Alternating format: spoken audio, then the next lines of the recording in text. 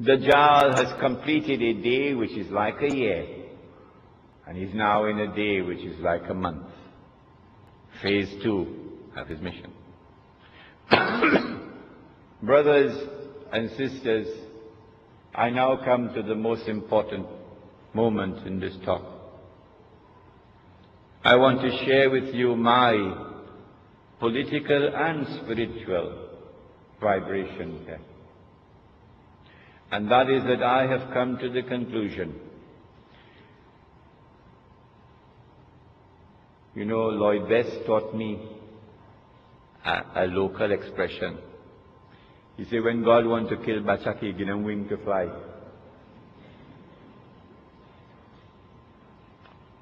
And there is a similar statement like that in the Quran, that Allah gives them staircases of silver and roofs of silver. They fly high until He brings them down. The United States is flying high now because it's about to crash. Yes. We are located at that moment in time when a day which is like a month is about to end, and a day which is like a week is about to commence. When it does occur, it will confirm what I'm saying. When Britain became the ruling state in the world, Britain took control of the money of the world. And the sterling pound was the international currency. You remember those days when we used to study?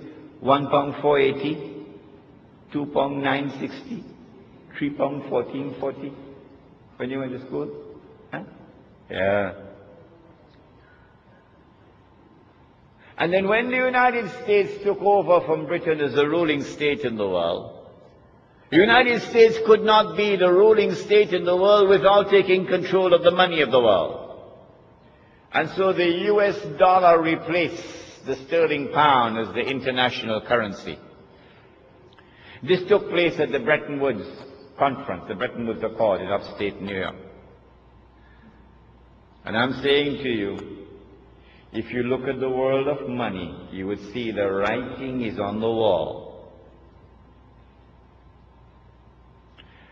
That the Bretton Woods Accord is collapsing. It has already collapsed.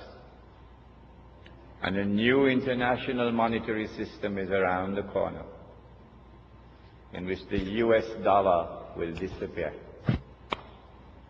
And when the US dollar crashes, the American economy will crash with it. Flying high, the Dow Jones flying high.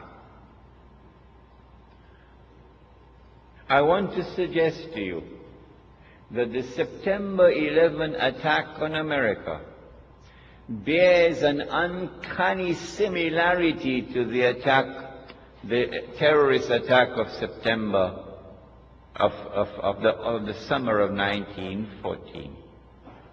And that the events which are now unfolding in the world, the attack on Afghanistan, the attack on Iraq,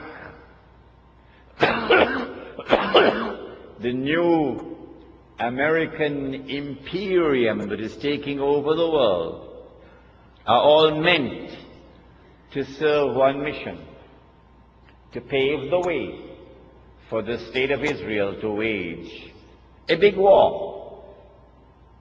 And as a consequence of that big war that Israel is going to wage, the territory of the state of Israel is going to dramatically expand to encompass the biblical frontiers of Israel, of the Holy Land. Bible says, from the river of Egypt to the river Euphrates. That's not true. The Quran proves that that is false. The Holy Land does not exist from the river of Egypt to the river Euphrates. That is false. But it's there in the Bible. They put it in.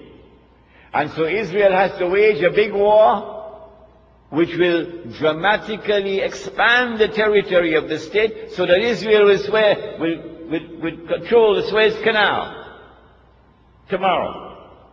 And Israel will control the oil of the Gulf tomorrow. And there would be a concomitant attack on the US dollar. And the US dollar collapses, and when it collapses, it will bring down the whole world of paper money with it. This is our lecture on Islam and the international monetary system. When Israel wages that big war, I expect that Israel will unleash weapons of warfare we've never seen before. And at the end of it, Israel will take over from the United States as the new ruling state in the world. But Israel cannot wage that war while still there are any significant obstacles in the way. And now put on your thinking caps. Which is the most significant obstacle which still stands in the way of Israel waging her big war? Is it a man named Osama bin Laden and his men hiding in caves in Afghanistan? Is it that blue-eyed stooge of the Yankee, a man named Saddam Hussein? Are they significant obstacles in the path of Israel? Is it Taliban in Afghanistan? Wake up. None of these are significant obstacles in the path of Israel. Israel has one major obstacle in its way that must be removed before Israel can wage that big war, and it is Pakistan's nuclear weapons capacity.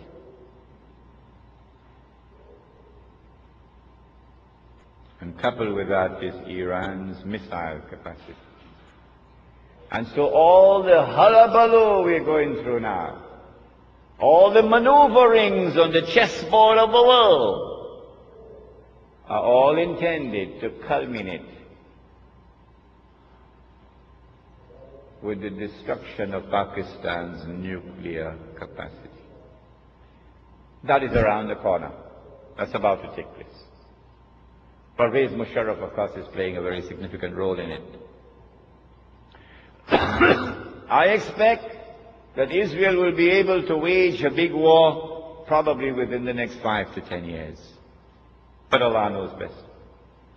When Israel wages that big war and replaces the United States as the ruling state in the world, the first ruling state was Britain. The second ruling state was the United States. The third and the last would be this impostor, the state of Israel.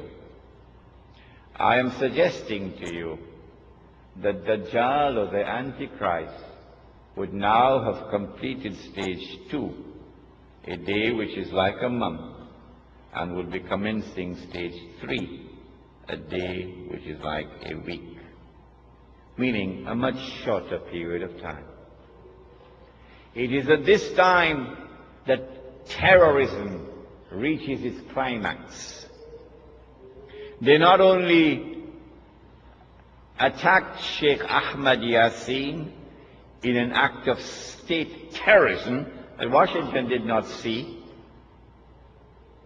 They have now attacked and killed Abdulaziz Rantisi, and they have declared that they're going to continue killing all those who dare to lift their hands against the state of Israel.